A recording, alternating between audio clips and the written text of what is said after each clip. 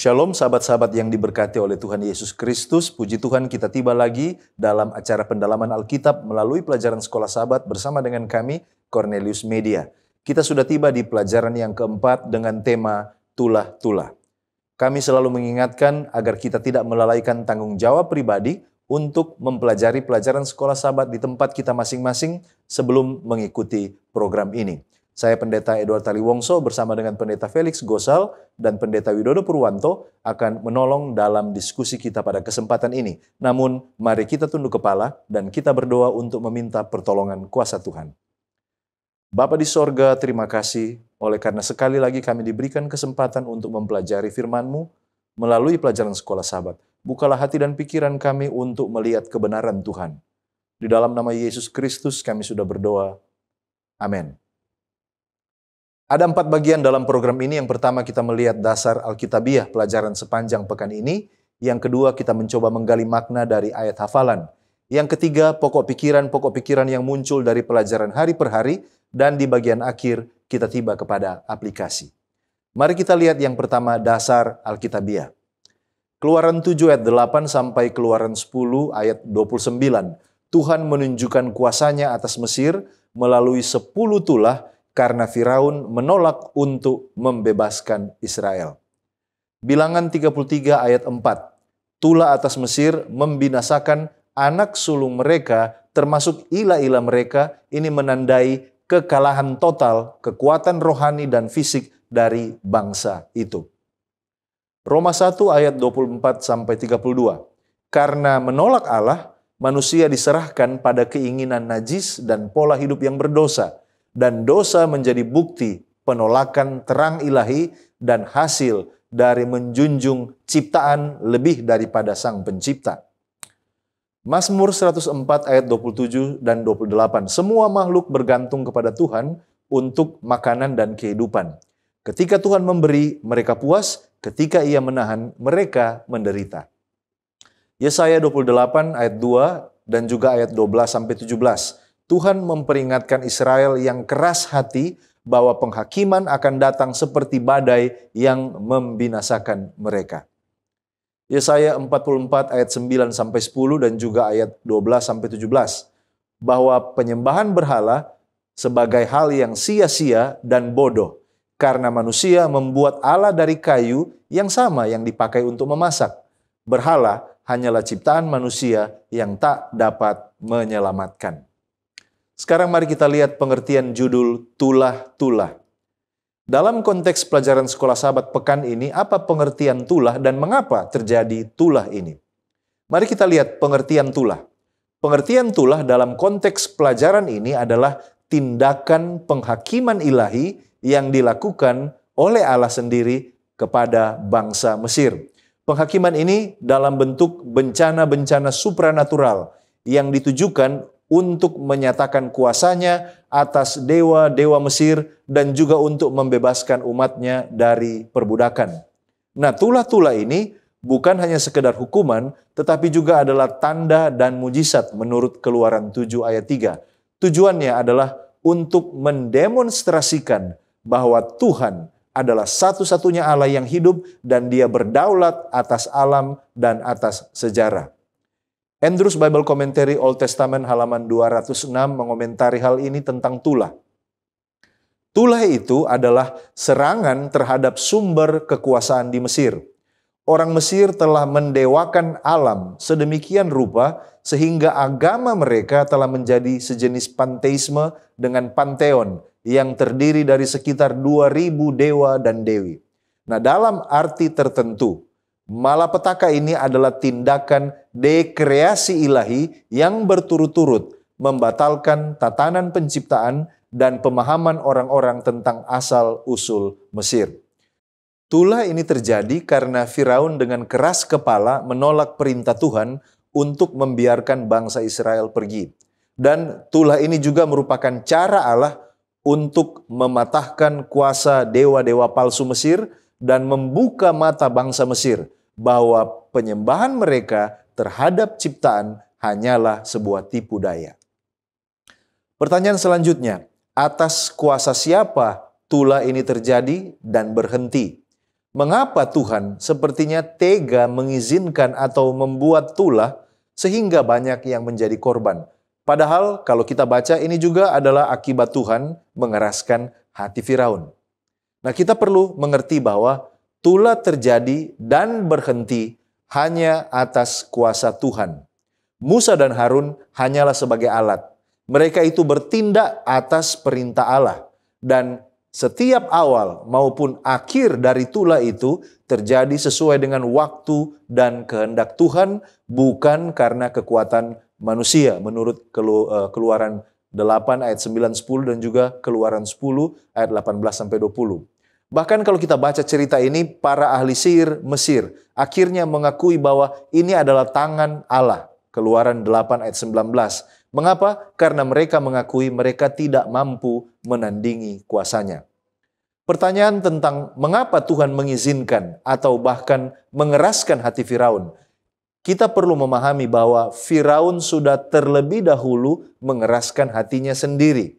Kita bisa baca itu di Keluaran 7 ayat 13, lalu kemudian Keluaran 8 ayat 15, ayat 19, dan ayat 32.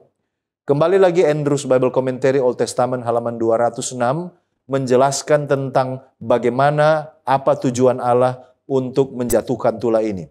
Di sana dikatakan, sebelum hampir setiap tulah, Musa sudah diperintahkan untuk menceritakan kepada Firaun cara dan efek yang tepat dari apa yang akan segera terjadi. Dia melakukan ini karena dua alasan. Yang pertama, untuk memberi raja kesempatan supaya dapat menghindari konsekuensinya. Dan yang kedua, untuk membuat raja tidak mungkin menyangkal bahwa malapetaka itu benar-benar berasal dari Tuhan. Jadi ketika seseorang terus-menerus menolak kebenaran, Allah dalam keadilannya membiarkan hati itu menjadi semakin bebal. Bukan karena Allah memaksanya untuk jahat, tetapi karena manusia sendiri telah menolak terang. Tuhan tidak tega dalam pengertian kejam, melainkan Dia sudah bertindak adil dan bertindak sabar. Dia memberikan peringatan berkali-kali sebelum menjatuhkan tulah. Jadi Allah yang penuh kasih ingin agar orang Mesir berbalik dalam penyembahan yang sejati kepadanya. Andrews Bible Commentary Old Testament halaman 207 mengomentari hal ini. Melalui manifestasi kehadiran dan kuasa ilahinya inilah, artinya tulah, Tuhan berharap untuk mengungkapkan defisiensi keyakinan agama Mesir dan Dia rindu menarik orang-orang untuk menyembah dan menghormatinya sebagai Allah yang sejati. Kita tiba pada ayat hafalan Keluaran pasal 9 ayat 35. Berkeraslah hati Firaun sehingga ia tidak membiarkan orang Israel pergi seperti yang telah difirmankan Tuhan dengan perantaraan Musa. Nah, mari kita lihat apa sesungguhnya kisah yang telah terjadi sebelum Nats ini. Ayat ini berada dalam kisah 10 tulah yang diturunkan Tuhan kepada Mesir. Kisah ini terjadi sebelum peristiwa Paskah, lebih tepatnya lagi pada tulah ke-7 yaitu hujan es. Dan setelah melihat kehancuran yang diakibatkan oleh hujan es, Firaun pun berjanji akan melepaskan orang Israel. Tetapi begitu hujan es berhenti dan situasi membaik, Firaun kembali membatalkan janjinya dan mengeraskan hatinya. Nah, kalau begitu, mengapa berkeraslah hati Firaun? Nah, saudara, ada dua alasan kenapa berkeraslah hati Firaun. Yang pertama, oleh karena Firaun sudah memiliki hati yang keras sejak awal. Walter Brueggemann, Profesor Perjanjian Lama, dalam komentarnya menekankan bahwa pengerasan hati adalah konsekuensi dari penolakan terus-menerus terhadap kehendak Allah. Kemudian alasan yang kedua, oleh karena Firaun merasa lega oleh karena tulah-tulah itu telah berhenti. Di dalam prophet atau di dalam Para Nabi dan Bapa halaman 280 di sana dikatakan, pengakuan serta janji Firaun bukanlah merupakan akibat daripada adanya perubahan yang cepat di dalam hati dan pikirannya, melainkan tercetus dari mulutnya oleh karena rasa gentar dan penderitaan hebat yang dialaminya. Oleh karena itu, ketika semuanya baik-baik saja, maka dia merasa baik-baik saja dan melupakan janji yang sudah dia utarakan. Nah, kalau begitu, apa maksudnya Allah berfirman kepada Musa dan menyuruh Musa datang ke Firaun untuk membebaskan bangsa Israel dari penindasan, namun di sisi lain mengeraskan hati Firaun? Nah, saudara, apa yang terjadi di sini dicatat di dalam Para Nabi dan Bapa halaman 280. Di sana Roh Nubuat mengatakan, Tuhan menunjukkan kuasanya untuk meneguhkan iman orang Israel dalam Dia sebagai satu-satunya Allah yang benar dan hidup. Ia mau membuktikan atau memberikan bukti yang nyata tentang perbedaan yang ditetapkan Allah antara mereka dengan orang-orang Mesir, dan akan menjadikan segala bangsa mengetahui bahwa orang-orang Ibrani yang telah mereka nista dan jajah berada di bawah lindungan Allah yang ada di surga. Sekarang kita tiba pada pokok pembahasan Allah versus dewa-dewa. Dalam konteks pelajaran sekolah Sabat, mengapa Mesir saat itu percaya kepada dewa-dewa padahal Firaun zaman Yusuf sudah melihat kuasa Allah kepada Yusuf dan bangsa Mesir? Serta mengapa Firaun dikatakan sebagai dewa? Dan dewa-dewa apa yang dipercayai orang Mesir pada zaman Musa? Paling tidak ada dua faktor yang perlu dipertimbangkan sehubungan dengan bagaimana orang Mesir percaya kepada dewa-dewa saat itu.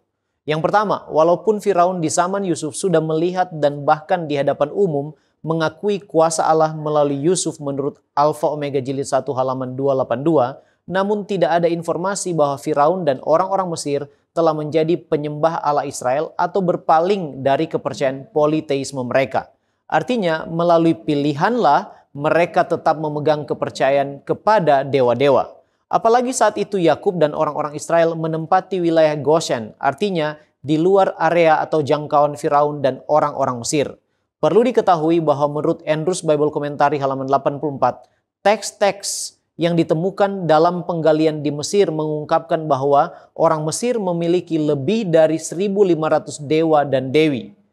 Halaman 206 katakan, orang Mesir telah mendewakan alam sedemikian rupa sehingga agama mereka telah menjadi semacam panteisme dengan daftar dewa-dewi yang terdiri dari sekitar 2.000 di antara mereka. Yang kedua, Firaun yang berkuasa dan memerintah sesudah Yusuf mati menurut Keluaran 1 ayat 8 ialah seorang Firaun yang tidak mengenal Yusuf. Alfa Omega Jilid 1 halaman 283 katakan, bukannya ia tidak mengetahui tentang pelayanan Yusuf kepada bangsa itu, melainkan ia tidak mau mengakuinya dan ia berusaha untuk sejauh-jauhnya menghapuskannya dari ingatan. Firaun di sini mewakili orang Mesir, tidak mau melepaskan kepercayaan mereka terhadap dewa-dewa mereka. Nah, mengapa Firaun dikatakan sebagai dewa? Dari sumber yang sama mengatakan bahwa dia dipercaya menerima tanggung jawab dari para dewa untuk menjalankan tanggung jawab menjaga konsep orang Mesir, yaitu ma'at, truth, justice, and order, atau kebenaran, keadilan, dan ketertiban. Sehingga kata-katanya adalah kebenaran dan perintahnya tidak boleh dilanggar, seperti perintah seorang dewa. Dalam mitologi Mesir ada begitu banyak dewa, dewi, karena apa yang ada di alam dipercaya sebagai dewa oleh orang Mesir. Contoh yang populer seperti Ra, dewa matahari, dan Thoth, dewa bulan. Disebutkan dalam pelajaran sekolah Sabat ada beberapa dewa di sana. Yang pertama, Hapi, dewa sungai Nil. Heket, dewa katak. Get, dewa bumi. Uwacit, dewa lalat, dan dewi rawa-rawa. Kepri yang berkuasa atas matahari terbit, penciptaan, dan kelahiran kembali.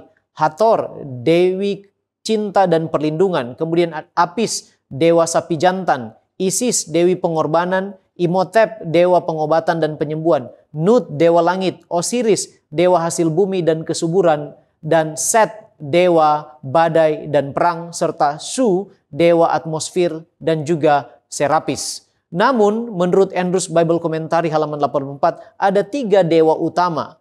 Yang pertama, Nekbet, dewi burung nasar yang melindungi lembah Nil yang sempit di hulu Mesir. Yang kedua, Wadjet atau disebut juga Ureusus, yaitu dewi kobra yang melindungi wilayah delta Nil yang luas di hilir Mesir. Keduanya muncul di mahkota Firaun. Dan yang ketiga ialah Nehebukau, yang berarti dia yang mengendalikan roh-roh dan telah disembah sejak zaman piramida kerajaan Mesir lama. Nehebukau adalah dewa ular yang dianggap atau dipercaya memiliki kekuatan ular karena ia menelan 7 ular kobra. Nah, sekarang dari mana kuasa ahli-ahli sihir dan orang-orang berilmu? Apakah ini hanya sulap atau trik saja? Dan apakah ular yang dari tongkat ahli Mesir dan orang berilmu Mesir adalah ular kobra sebagaimana dalam sekolah Sabat dan sering dalam animasi yang ada? Dan apa artinya ular kobra bagi kepercayaan orang Mesir? Para ahli Mesir dan orang berilmu menggunakan kuasa dari si jahat atau setan. Alfa Omega jilid 1 halaman 305 katakan, ahli-ahli sihir itu sebenarnya tidak mengubahkan tongkat-tongkat itu menjadi ular, tetapi oleh sihir dibantu oleh si penipu yang besar itu. Mereka sanggup untuk menjadikan hal itu kelihatannya demikian. Adalah hal di luar kekuasaan setan untuk mengubahkan tongkat menjadi ular yang hidup. Penghulu kejahatan itu, sekalipun memiliki segala hikmat dan kekuasaan seorang malaikat yang berdosa, tidaklah mempunyai kuasa untuk menciptakan atau memberi kehidupan. Hal ini merupakan hak mutlak Allah sendiri. Jadi ular yang dari tongkat ahli sihir adalah ular palsu, bukan ular yang hidup. Hanya saja nampak dan dipercayai seperti ular-ular yang hidup oleh Firaun dan orang-orang seistananya. Nah, mengenai ular kobra atau bukan, kata Ibrani yang digunakan adalah tanin, yang tidak spesifik menyatakan bahwa itu adalah ular kobra, tapi secara umum diterjemahkan reptil. Menurut beberapa leksikon atau kamus Hebrew English, kata ini bisa diterjemahkan ular, naga, atau monster laut. Nah, sekarang bagi orang Mesir, ular kobra memiliki makna teologi yang sangat penting karena merupakan salah satu dewi atau dewa utama, yaitu Wadjet atau disebut juga Ureus, yang dilambangkan dengan ular kobra yang juga ada pada mahkota Firaun. Ular kobra menggambarkan sosok ilahi, kekuasaan, kebangsaan, dan otoritas ilahi yang melindungi karena akan memuntahkan bisa kepada musuh-musuhnya. Bahkan orang Mesir percaya kobra sebagai ular suci yang akan memimpin Firaun ke akhiratnya. Sekarang apa pelajaran bahwa Allah lebih di atas segalanya atau lebih di atas dari para dewa Mesir bagi kita? Orang Mesir percaya kepada dewa ular, Nehebukau, yang berarti dia yang mengendalikan roh-roh. Nehebukau dipercaya memiliki kekuatan spiritual karena telah mampu menelan 7 kobra. Saat tongkat Harun menelan tongkat-tongkat para ahli sihir dan orang berilmu, Tuhan Allah sedang menyatakan supremasinya bahwa dialah satu-satunya Allah yang hidup dan berkuasa di atas segala dewa-dewi Mesir. Pelajarannya bagi kita, yang pertama, tidak ada Allah lain selain Allah kita. Yang kedua, dialah Allah yang hidup dan berkuasa atas segalanya. Yang ketiga, dialah sumber hidup dan segala sesuatu, serta yang mengendalikan segala sesuatu. Yang keempat, bagi dia, bagi Allah, tidak ada yang mustahil. Yang kelima, dialah yang patut disembah dan dimuliakan. Dan yang keenam, itulah sebabnya kita harus mengizinkan Tuhan berdaulat atas segala ilah-ilah lain yang tidak kelihatan, yang mungkin kita miliki dalam kehidupan kerohanian kita. Baik, terima kasih pendeta. Sekarang kita melihat tema siapa yang mengeraskan hati Firaun. Dalam pelajaran sekolah Sabat, siapa yang sesungguhnya mengeraskan hati Firaun? Dan jawabannya adalah Firaun dan Allah. Mengapa sampai Firaun dan Allah sendiri mengeraskan hati Firaun? Nah, mari kita lihat. Baik Firaun maupun Allah dikatakan di dalam narasi ini mengeraskan hati Firaun. Namun dengan urutan dan makna yang penting. Kita lihat, pada 5 tula pertama, Firaun sendirilah yang mengeraskan hatinya. Keluaran 7 ayat 13, Keluaran 8 ayat 15, dan juga Keluaran 9 ayat 7. Ini menunjukkan bahwa ia secara sadar menolak peringatan dan kuasa Allah. Tetapi sejak tulah ke-6, Alkitab menyatakan bahwa Tuhan mengeraskan hati Firaun. Keluaran 9 ayat 12. Ini bukan karena Tuhan memaksa Firaun berbuat jahat, melainkan karena Allah membiarkan Firaun menuai akibat dari pilihan-pilihannya. Ellen White dalam buku Our High Calling halaman 160 mengatakan, demikianlah Tuhan mengeraskan hati Firaun. Tuhan berbicara kepada Raja Mesir melalui mulut Musa, memberinya bukti yang paling mencolok tentang kuasa ilahi. Tetapi Raja dengan keras kepala menolak terang yang akan membawanya pada pertobatan. Tuhan tidak mengirim kekuatan supernatural untuk mengeraskan hati raja yang memberontak. Tetapi ketika Firaun menentang kebenaran, Roh Kudus ditarik kembali dan dia ditinggalkan dalam kegelapan dan ketidakpercayaan yang telah dipilihnya. Mengapa tulah dijadikan alah media untuk meluluhkan Firaun, khususnya di tulah ke-6 sampai ke-10? Mengapa harus sampai ada 10 tulah? Bukannya Allah bisa melembutkan hati Firaun sebelum tulah ke-10? Allah menggunakan tulah sebagai sarana pengungkapan kuasanya dan kesempatan pertobatan bagi Firaun dan bangsa Mesir. Nah, tulah-tulah ini bukan semata-mata hukuman, tetapi juga adalah media kasih karunia dan penghakiman, agar Firaun dan rakyatnya mengetahui bahwa akulah Tuhan, menurut Keluaran 7 ayat 5. Nah, seiring dengan itu, dari tulah ke-6 sampai ke-10, Firaun makin keras kepala. Dan karena penolakannya yang terus-menerus, Allah mengokohkan pilihan jahat Firaun sebagai bagian dari rencananya untuk menyatakan kemuliaannya kepada seluruh dunia. Mengapa harus sampai 10 tulah? Karena kasih Tuhan itu panjang sabar dan ia memberikan banyak kesempatan untuk Firaun bertobat. Tuhan tidak melembutkan hati dengan paksaan, sebab pertobatan sejati hanya mungkin melalui kehendak bebas. Firaun memilih untuk tidak bertobat sampai 10 kali. Itulah sebabnya tulah demi tulah demi tulah harus terjadi sampai akhirnya kuasa Allah dinyatakan sepenuhnya dan umatnya dibebaskan. Apa pelajaran dari Allah yang mengeraskan hati Firaun bagi kita? Apakah di zaman sekarang hati kita juga dapat dikeraskan oleh Allah? Nah, kita perlu tahu bahwa pelajaran penting bagi kita adalah setiap penolakan terhadap panggilan Allah dapat mengeraskan hati kita secara bertahap. Ketika kita dengan sadar menolak suara Roh Kudus, kasih karunia yang menahan kita dapat diambil dan kita ditinggalkan dalam kekerasan hati kita sendiri. Seperti sinar matahari yang melelehkan mentega tetapi juga dapat mengeraskan tanah liat. Begitulah reaksi terhadap terang Allah tergantung pada kondisi hati masing-masing. Jadi benar, hati kita bisa dikeraskan oleh Allah sekarang ini. Bukan karena Tuhan memaksa kita menjadi jahat, tetapi karena Ia menghormati pilihan kita. Kembali lagi Ellen White dalam buku Our High Calling halaman 160 mengatakan, Tuhan mengirimkan kepada kita peringatan, nasihat, dan teguran agar kita dapat memiliki kesempatan untuk memperbaiki kesalahan kita sebelum itu menjadi natur kedua. Tetapi, jika kita menolak untuk dikoreksi, Tuhan tidak ikut campur untuk melawan kecenderungan tindakan kita sendiri. Dia tidak melakukan mujizat agar benih yang ditaburkan tidak tumbuh dan berbuah. Orang yang menunjukkan ketangguhan dan ketidakpedulian yang teguh terhadap kebenaran ilahi hanyalah menuai panen yang telah ditaburkannya sendiri. Kita lanjut kepada pokok pembahasan tentang 3 tulah pertama. Nah, apa 3 tulah pertama ini? Nah, tulah yang pertama itu adalah air yang menjadi darah. Di mana ini membunuh ikan, kemudian air menjadi busuk, dan air tersebut tidak dapat diminum. Tulah yang kedua adalah katak. Katak ini keluar dari sungai, kemudian memenuhi rumah, memenuhi dapur, dan juga tempat tidur orang Mesir. Sedangkan tulah yang ketiga adalah serangan nyamuk yang menyebar ke seluruh tanah Mesir. Nah, saudara, kalau kita perhatikan, 2 kutuk yang pertama ini dapat ditiru oleh penyihir Mesir.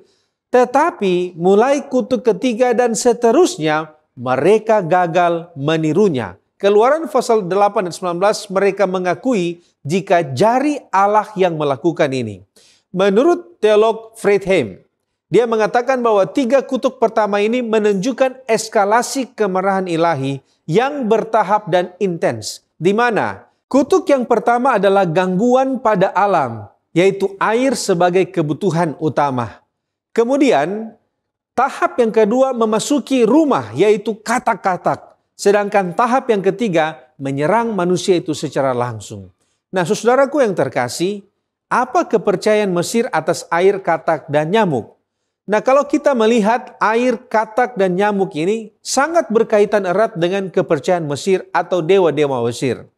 Air ini adalah dewa Hapi. Para ahli seperti John Durham dan Victor Hamilton menjelaskan bahwa Hapi adalah dewa Sungai Nil yang dipercayai sebagai pemberi kehidupan. Orang Mesir bergantung total pada Sungai Nil, sehingga air dianggap sakral dan Hapi disembah sebagai sumber kehidupan. Air yang diubah menjadi darah melambangkan sumber kehidupan di Sungai Nil yang berubah menjadi sumber kematian. Ini menjelaskan atau mengajarkan jika Hapi tidak memiliki kuasa atas hidup, melainkan hanya Allah Israel. Kemudian yang kedua adalah katak. Ini adalah Dewi Heket. Douglas Stuart di dalam komentarnya menjelaskan bahwa Heket adalah dewi berkepala katak yang dipercaya membantu persalinan dan kesuburan. Katak dianggap simbol kehidupan dan regenerasi dalam mitologi Mesir. Dalam kasus ini, ketika katak membajiri rumah mereka, mereka merasa jijik terhadap dewa mereka sendiri dan meminta Allah Israel untuk mengusir makhluk suci mereka. Yang ketiga adalah nyamuk. Nyamuk ini adalah dewa Geb. Brevard Childs mencatat bahwa Geb adalah dewa bumi dalam panteon Mesir. Tuhan mengambil atau mengambil debu tanah. Tuhan mengambil debu tanah dan mengubahnya menjadi serangga yang menyiksa. Ini seolah-olah seperti tindakan penciptaan di dalam kitab Kejadian. Tetapi di dalam kitab Kejadian itu memberikan hidup. Tetapi di dalam kutuk ini itu membawa penghakiman. Nah saudara, saat tulah terjadi, apakah ada impact kepada bangsa Israel? Dan bagaimana katak dan nyamuk bisa tahu penduduk Israel atau penduduk Mesir?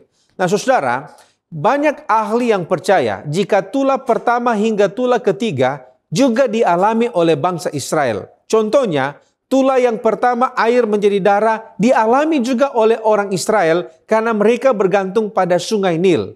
Pendapat ini mereka dapati oleh karena ada informasi di dalam Keluaran pasal 8 ayat 22 yang mengatakan pada kutuk keempat di sana dikatakan pada hari itu aku akan mengecualikan tanah Goshen di mana umatku tinggal. Frase ini mereka percaya mengindikasikan jika pada tulah keempat baru ada perbedaan di mana orang Mesir yang kena tulah sedangkan orang Israel tidak. Nah saudara, tetapi pendapat ini masih terus diperdebatkan. Oleh karena banyak yang percaya jika bangsa Israel tidak mendapatkan impak dari kutuk-kutuk tersebut.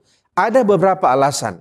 Yang pertama, penulis kitab Keluaran selalu memberikan perbedaan antara tanah Mesir dan tanah Goshen, tempat orang Israel tinggal. Dan tempat yang terdampak tulah hanyalah tanah Mesir, bukan tanah orang Israel. Yang kedua, pada kutuk yang pertama, Keluaran pasal 7 ayat 24, di sana dikatakan bahwa orang Mesir menggali-gali di sekitar Sungai Nil mencari air untuk diminum, sebab mereka tidak dapat meminum air Sungai Nil. Di dalam kutuk yang pertama, tidak dikatakan jika orang Israel juga menggali-gali untuk mencari air. Yang ketiga, alasan yang ketiga, tulah yang kedua, yaitu katak, Keluaran pasal 8 ayat 3-4 mengatakan, jika dampak dari katak-katak ini hanya untuk istana Firaun, kamar tidurnya, atau rumah pegawai-pegawainya dan rakyatnya. Tidak disebutkan jika Israel terdampak tulah ini. Nah, bagaimana katak dan nyamuk bisa tahu penduduk Israel atau Mesir? Nah, saudara, dalam kisah tulah ini, perbedaan ini bukan tergantung oleh karena katak atau nyamuk yang memilih bagian mana mereka akan serang atau mereka akan ganggu, melainkan oleh karena kuasa dan perintah Allah yang membatasi tulah hanya untuk orang Mesir dan melindungi orang Israel. Di dalam Keluaran pasal 8 ayat 22, di sana disebutkan bahwa Tuhan akan memisahkan tanah Goshen tempat Israel tinggal. Jadi ini bukan masalah kesadaran katak atau nyamuk, tetapi ini adalah kuasa supranatural Allah yang mengendalikan mereka dan menentukan ruang lingkup tulah agar hanya mengenakan orang Mesir dan tidak ke bangsa Israel. Di dalam Keluaran 8 ayat 23, di sana dikatakan, sebab aku akan mengadakan perbedaan antara umatku dan bangsamu. Menurut Seventh-day Adventist Bible Commentary jilid 1 halaman 533, di sana dikatakan bahwa secara harafiah kata mengadakan perbedaan ini berarti penebusan.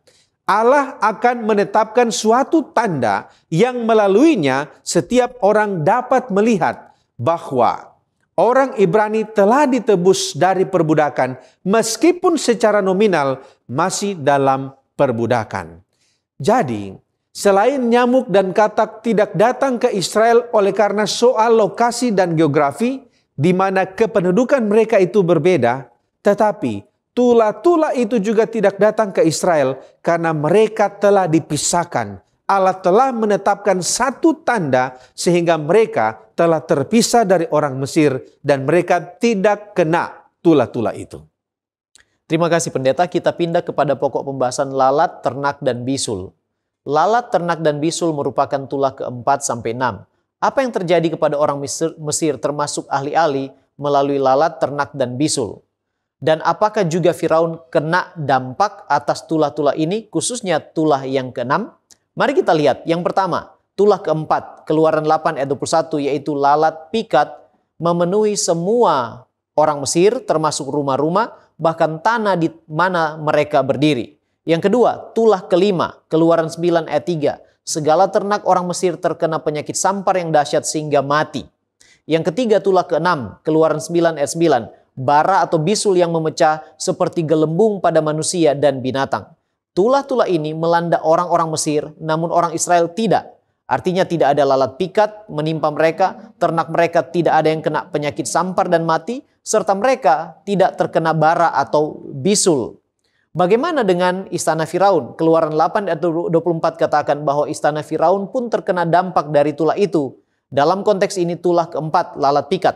Demikian pula dengan tulah yang keenam, bara atau bisul. Keluaran 9 ayat 11 katakan, sehingga ahli-ahli itu tidak dapat tetap berdiri di depan Musa karena bara-bara itu, sebab ahli-ahli itu pun juga kena bara sama seperti semua orang Mesir.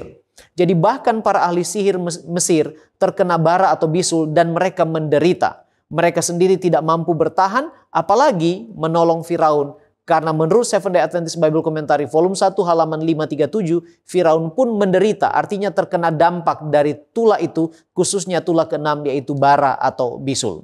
Sekarang apa kepercayaan atau dewa Mesir atas lalat, ternak, dan bisul, serta pengobatan? Orang Mesir percaya kepada Wacit, dewi lalat dan rawa-rawa, serta Kepri, dewa matahari terbit, penciptaan, dan kelahiran kembali, yang digambarkan dengan kepala lalat untuk mengendalikan lalat, menolong dan melindungi mereka. Namun tulah keempat, lalat pikat, menimpa mereka semua tanpa bisa Wacit atau Kepri, dewa-dewi mereka bertindak dan menolong orang Mesir. Kemudian orang Mesir percaya kepada Hathor sebagai dewi cinta dan perlindungan Mesir yang digambarkan dengan kepala sapi, serta dewa Apis yaitu dewa sapi jantan. Namun saat tulah kelima, penyakit sampar dan kematian ternak melanda, para dewa tersebut hanya diam dan tidak mampu menolong mereka. Selanjutnya orang Mesir juga percaya kepada Isis, dewi pengobatan, sihir dan kebijaksanaan, serta Imhotep, dewa pengobatan dan penyembuhan. Para dewa-dewi ini tidak mampu menghindarkan atau menyembuhkan orang Mesir dari terkena tulah keenam yaitu bara atau bisul. Intinya melalui tulah-tulah ini, para dewa-dewi Mesir telah dikalahkan secara total oleh Allah. Alfa Omega jilid 1 halaman 311 katakan, di dalam perlakuannya terhadap Firaun, Tuhan menyatakan kebenciannya terhadap penyembahan berhala. Sekarang mengapa sekali lagi Firaun yang sudah merasakan impact atau dampak dari tulah-tulah tersebut masih keras kepala dan atas kuasa siapa? Keluaran 9 ayat 12 katakan, tetapi Tuhan mengeraskan hati Firaun sehingga ia tidak mendengarkan mereka seperti yang telah difirmankan Tuhan kepada Musa. Nah, untuk memahami apa yang dimaksud ayat ini, Alfa Omega Jilid 1 halaman 311 menjelaskan bahwa dalam hal ini bukanlah berarti bahwa ada kuasa gaib yang dipakai untuk mengeraskan hati raja. Allah telah memberikan kepada Firaun bukti yang paling nyata tentang kuasa ilahi. Tetapi raja itu dengan hati yang keras menolak untuk memberikan perhatian terhadap terang itu. Setiap pernyataan kuasa ilahi yang ditolak olehnya menjadikan dirinya sendiri lebih nekat di dalam pemberontakannya. Hatinya menjadi semakin keras. Ekspresi Tuhan mengeraskan hati Firaun sebenarnya adalah hasil dari pilihan-pilihan yang sadar dari diri Firaun sendiri untuk menolak firman Tuhan. Seventh-day Adventist Bible Commentary volume 1 halaman 516 atau Patriarchs and Prophets halaman 268 mengatakan, mengerasnya hati Firaun sama sekali bukan perbuatan Tuhan, melainkan pilihan yang disengaja dari hatinya sendiri. Selanjutnya kita akan melihat tema hujan es, belalang, dan kegelapan. Bagaimana terjadi hujan es yang menjadi tulah ketujuh? Dan apakah ini dapat menyebabkan kematian? Dan mengapa ada api yang menyambar ke bumi di tengah hujan es itu? Menurut Keluaran 9 ayat 23. Tulah ketujuh berupa hujan es yang sangat dahsyat disertai petir atau api yang menyambar ke bumi menurut Keluaran 9 ayat 23 ini menciptakan badai yang belum pernah terjadi sebelumnya di seluruh Mesir menurut Keluaran 9 ayat 18. Sebenarnya tindakan ini adalah penghakiman langsung dari Tuhan melawan dewa-dewi langit Mesir seperti Nut, Shu, dan juga Tefnut yang diyakini mengendalikan cuaca dan kesuburan. Andrews Bible Commentary Old Testament halaman 207 menegaskan hal ini, bahwa polemik ini atau tulah ini ditujukan terhadap dewa langit Nut, dewi langit Shu, dan juga penopang langit dan Tefnut, dewi kelembaban.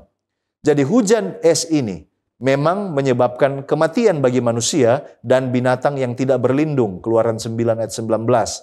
Sekaligus juga dia menghancurkan baik tanaman maupun pepohonan. Sementara api atau petir yang menyambar ini menambah kedahsyatan tulah ini. Ini menunjukkan kuasa supranatural dari Allah yang mengalahkan semua kuasa langit menurut kepercayaan Mesir. Ini juga menunjukkan bahwa Allah tidak hanya mengendalikan elemen air, yaitu hujan es, tetapi juga api dan juga angkasa. Jadi penghakiman ini tak bisa dicegah, tak bisa dihentikan oleh dewa-dewa Mesir. Mengapa kita membaca Firaun sepertinya mengakui dosanya, Keluaran 9 ayat 27, dan minta supaya Musa berdoa supaya sepertinya dia sudah insaf. Dan mengapa pada waktu berikutnya kita lihat dia kembali mengeraskan hatinya. Firaun mengakui bahwa aku telah berdosa, Tuhan itu yang benar, Keluaran 9 ayat 27. Mengapa? Karena dia tak sanggup lagi menahan kedahsyatan tulah. Pengakuan ini walau tampaknya tulus, tetapi sebenarnya bukan pertobatan sejati, melainkan respon sementara karena ketakutan. Ia berharap dengan permintaan doanya, tulah itu akan dihentikan. Namun, ketika tulah berhenti dan keadaan kembali normal, Firaun kembali mengeraskan hatinya. Ini menunjukkan bahwa perubahan hati Firaun tidak berasal dari pertobatan yang sejati, melainkan karena tekanan situasi. Ketika tekanan hilang, kesombongan dan kekerasan hati kembali muncul. Ellen White dalam Steps to Christ halaman 24 mengatakan, Firaun ketika menderita di bawah penghakiman Tuhan, mengakui dosanya untuk menghindari hukuman lebih lanjut. Tetapi dia kemudian kembali membangkang terhadap sorga segera setelah malapetaka dihentikan. Mereka semua meratapi akibat dosa, tetapi tidak berduka karena dosa itu sendiri. Mengapa belalang menjadi tulah keenam dan akhirnya Firaun pada saat ini mengizinkan hanya laki-laki yang pergi? Dan mengapa Firaun mengakui dosa dan menyesal dengan mohon pengampunan, tetapi sekali lagi mengapa Allah mengeraskan hati Firaun padahal dia sudah minta ampun? Belalang adalah penghancur hasil panen setelah hujan es, Keluaran 10 ayat 5. Dan sebenarnya ini juga adalah serangan langsung terhadap dewa pertanian seperti dewa Osiris, Set, dan Isis. Karena rakyat dan para pegawainya sudah tidak tahan lagi, akhirnya kita baca Firaun mencoba untuk bernegosiasi bahwa laki-laki boleh pergi. Ini adalah usaha kompromi agar dia tetap punya kendali atas bangsa Israel. Benar, Firaun mengakui dosanya lagi, Keluaran 10 ayat 16, dan dia juga meminta ampun. Tetapi sekali lagi, ini adalah pertobatan palsu karena dalam keadaan terjepit, bukan karena ia ingin tunduk pada Allah. Setelah ancaman itu hilang, Allah mengeraskan hatinya kembali, bukan dengan menciptakan kejahatan, tetapi dengan menyerahkan Firaun kepada pilihan keras hatinya sendiri. Sebab Firaun telah berulang kali menolak kasih karunia Allah. Sekarang mari kita lihat tulah ke-9, gelap gulita 3 hari di Mesir. Mengapa Firaun sadar dan pada saat ini mengizinkan semua boleh pergi kecuali para binatang, Keluaran 10 ayat 24, dan mengapa Allah keraskan hati Firaun sekali lagi? Tulah ke-9 adalah kegelapan total selama 3 hari. Ini adalah serangan langsung kepada dewa Ra, dewa matahari dan dewa utama Mesir. Ini adalah simbol langsung kekalahan mutlak dewa-dewa Mesir. Bahkan secercah terang pun tidak bisa diberikan oleh para dewa ini. Sementara itu di Israel, di daerah orang Israel ada terang, Keluaran 10 ayat 23. Ini menandakan bahwa Allah memisahkan mana umatnya dan Allah melindungi umatnya. Andrews Bible Commentary Old Testament halaman 208 mengomentari tentang serangan langsung kepada dewa Ra.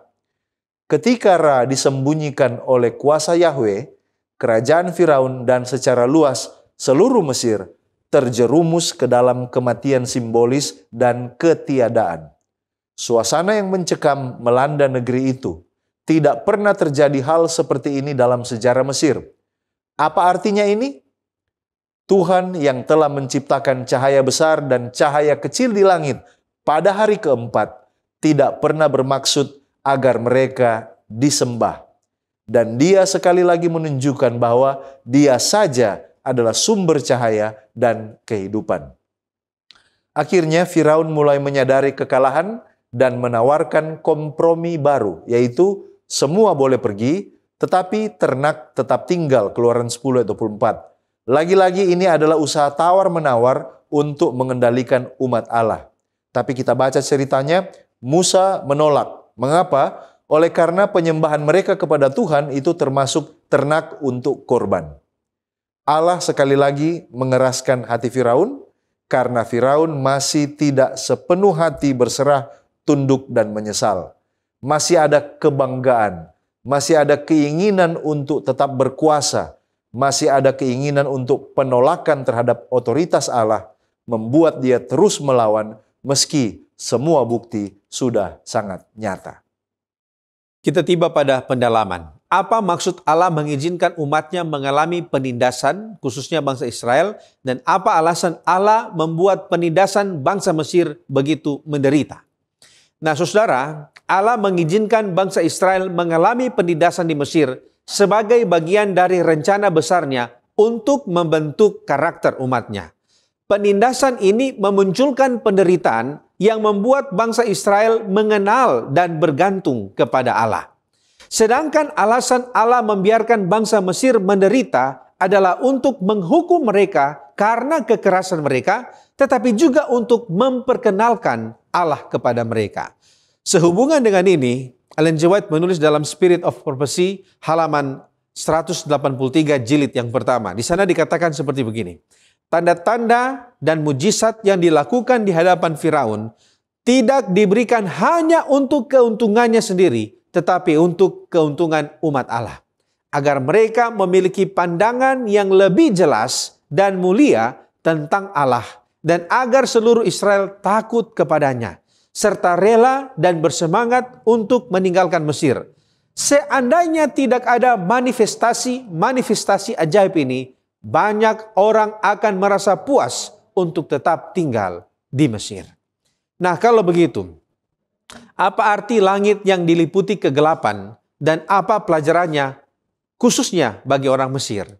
Nah, saudara, menurut cerita atau tradisi orang Yahudi turun-temurun, di dalam kegelapan ini terdapat penampakan roh-roh jahat yang sangat membuat orang Mesir ketakutan. Atau lebih tepatnya, oleh bunyi-bunyi atau suara-suara menakutkan yang mereka keluarkan sendiri atau diakibatkan hati nurani mereka sendiri. Jadi, begitu hebatnya pemandangan tulah ke-9 ini menjelang kematian anak sulung Mesir. Matthew Henry Commentary mengatakan tulah ini berupa kegelapan pekat. Kita mempunyai alasan untuk berpikir bahwa bukan saja benda-benda terang di langit tertutup awan, tetapi bahwa semua perapian dan pelita mereka juga ikut padam karena uap lembab atau basah yang menjadi penyebab kegelapan ini. Tetapi dari tulah ini ada 2 pelajaran bagi orang Mesir. Yang pertama, Brevard Childs dalam The Book of Exodus menjelaskan bahwa kegelapan secara langsung menantang Ra, dewa matahari atau dewa utama Mesir. Jadi baik orang Mesir maupun dewa mereka tidak berkutik di hadapan Allah. Pelajaran yang kedua, Alfa Omega jilid 1 halaman 316-317. Di sana dikatakan, tetapi bagaimanapun menakutkannya kegelapan itu, penghukuman itu merupakan satu bukti tentang belas kasihan Allah serta rasa enggannya untuk membinasakan mereka. Ia mau memberikan kepada mereka suatu kesempatan untuk berpikir-pikir dan bertobat sebelum menjatuhkan ke atas diri mereka kutuk terakhir yang paling dahsyat. Saudaraku, sebagai penutup dan aplikasi dari apa yang kita pelajari dan diskusikan bersama, apakah tulah-tulah di Mesir dapat terjadi dalam kehidupan kita orang percaya saat ini? Dan bagaimana kita menangkal tulah-tulah tersebut? Persis sama mungkin tidak, saudaraku, karena Tuhan punya caranya sendiri untuk menegur kita dari dosa-dosa dan kejahatan kita, untuk kita sadar dan bertobat. Lebih-lebih lagi konteksnya berbeda. Tulah-tulah di Mesir dimaksudkan Tuhan untuk melawan dan mengalahkan dewa-dewi Mesir. Keluaran 12 ayat 12. Sebab pada malam ini aku akan menjalani tanah Mesir dan semua anak sulung dari anak manusia sampai anak binatang akan kubunuh dan kepada semua Allah di Mesir akan kujatuhkan hukuman. Akulah Tuhan, firman Tuhan di sana. Dikaitkan dengan nubuatan kitab Wahyu, 7 malapetaka dalam Wahyu pasal 16, di sana menggambarkan kemiripan dengan tulah-tulah di Mesir. Maka hal itu pasti akan terjadi.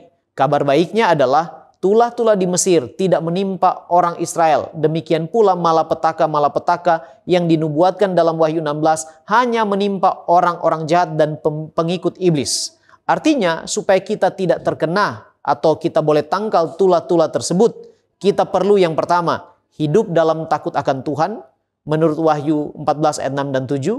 Yang kedua, menghidupkan kehidupan penurutan terhadap perintah-perintahnya. Ulangan pasal 28, tidak menyimpang ke kiri atau ke kanan dari jalan Tuhan. Yang ketiga, memegang teguh iman kepada Allah melalui Yesus Kristus dan bertahan setia sampai akhir. Wahyu 14 ayat 12. Serta yang keempat, selalu berlindung kepadanya. Mazmur 91 ayat 1-4 mengatakan, orang yang duduk dalam lindungan yang maha tinggi dan bermalam dalam naungan yang maha kuasa akan berkata kepada Tuhan, tempat perlindunganku dan kubu pertahananku, Allahku yang kupercayai. Sungguh dialah yang melepaskan engkau dari jerat penangkap burung, dari penyakit sampar yang busuk.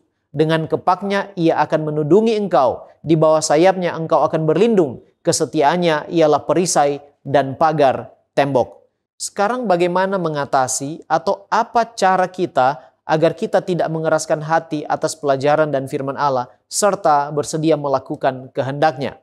Alfa Omega jilid 1 halaman 311 memberikan kepada kita peringatan. Allah berbicara kepada manusia melalui hamba-hambanya, memberikan amaran-amaran dan menempelak dosa-dosa. Ia memberikan kepada setiap orang satu kesempatan untuk memperbaiki kesalahan-kesalahannya sebelum mereka menjadi tidak terubahkan dalam tabiat. Tetapi jikalau seseorang menolak untuk diperbaiki, kuasa ilahi tidak akan campur tangan untuk menghalangi kecenderungan daripada tindakannya.